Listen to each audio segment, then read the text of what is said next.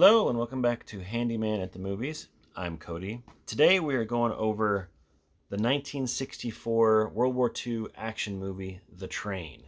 It is directed by John Frankenheimer and it stars Burt Lancaster and Paul Scofield. A little background, at the time in the early 60s, even late 50s, there was a big wave of these big budget historical action films that had to do with World War II. And a lot of these are justifiably very famous. We've got Bridge on the River Kwai and The Great Escape and The Longest Day. And I discovered another one recently that we're going to talk about today from 1964 called The Train.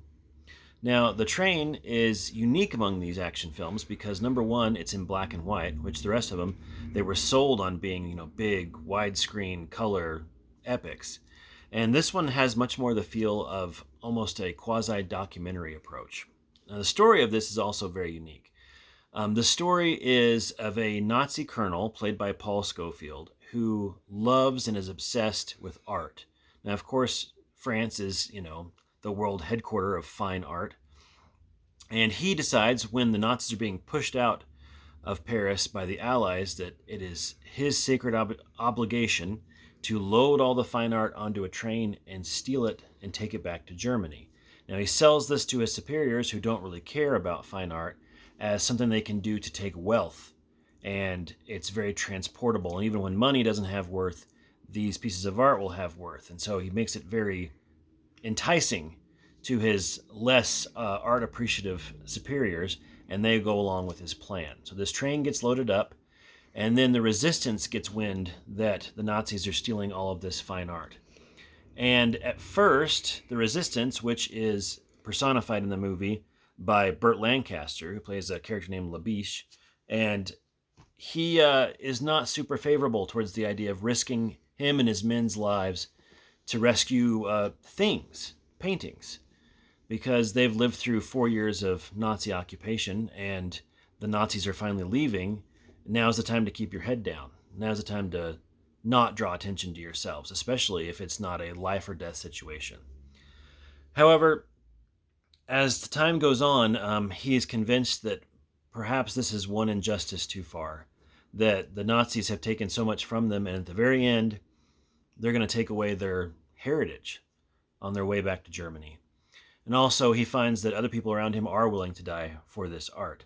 But the interesting thing is, and one of the resistance fighters makes a comment to him, that they've never even gone to look at it before. It's not something they've ever taken in or is important to them personally, but it does touch them on the level of that it's something that they can be proud of because France has produced it. Anyway, that's the key question that goes throughout the movie is art worth dying for? Is it something that is immortal, that will live on, and it's worth, making the ultimate sacrifice? If you were to ask Paul Scofield's Nazi colonel, of course it's worth dying for. And more importantly, in his character's view, it's worth killing for. And the Nazis in this film are ruthless. They execute people because they're inconvenienced, because they suspect that something may be wrong, but they have no evidence for it.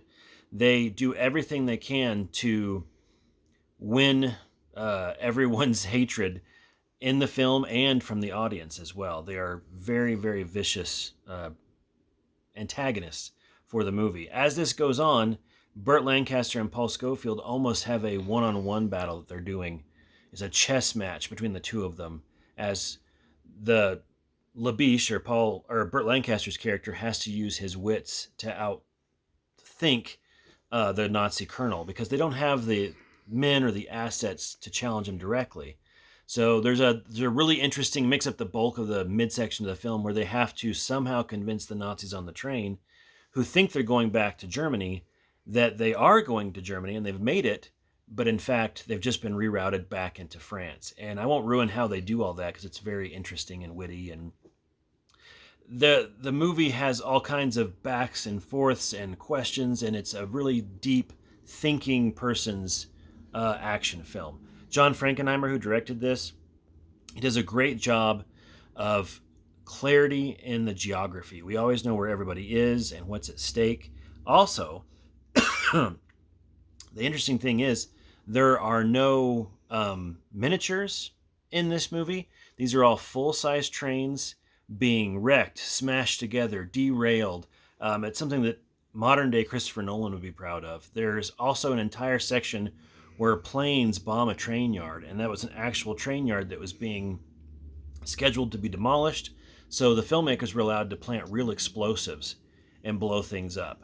So you have all this amazing spectacle, you have all these ethical questions, you have all this intrigue that's going on, and in the middle of it you have Burt Lancaster, who is an incredibly physical actor. He leaps from train to train and over fences as if gravity doesn't apply to him. And I found out when researching the film that there was no stuntman for him. All of the stunts in the film, and some of them are pretty hairy, are done by him directly. In fact, he was even injured in one stunt. So for the rest of the film, he has a limp, and they just incorporated it into the movie because he didn't want to use a stuntman even after he got injured. The ending of the film, I won't ruin here. I won't do spoilers, but I think it does put the perfect button on the argument of what one culture is allowed to do to another and how important our culture is to us, or can be. Anyway, so that's today's movie, The Train from 1964 by John Frankenheimer. Give it a watch. Thanks.